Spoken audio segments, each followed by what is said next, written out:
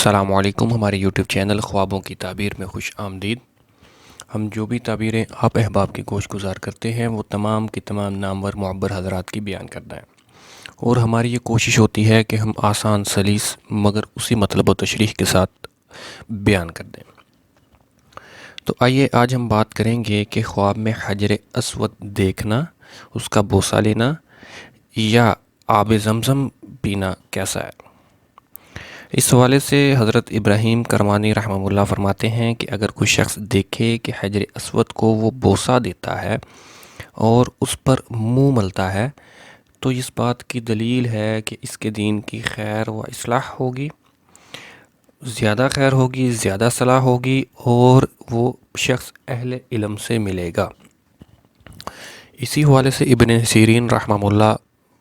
فرماتے ہیں کہ اگر کوئی شخص خواب میں دیکھے کہ حجر اسود پر ہاتھ ملتا ہے تو اس بات کی دلیل ہے کہ اہل حجاز سے اس کو نفع پہنچے گا، اور اگر دیکھے کہ وہ حجر اسود کو اکھیڑ دیتا ہے تو یہ اس بات کی دلیل ہے کہ بد مذہب ہوگا اور بد اعتقاد اور ناپاک ہوگا۔ لیکن اگر دیکھے کہ اس نے اکھیڑنے کے بعد دوبارہ حجر اسود کو پھر اس کی جگہ پر ہی رکھ دیا ہے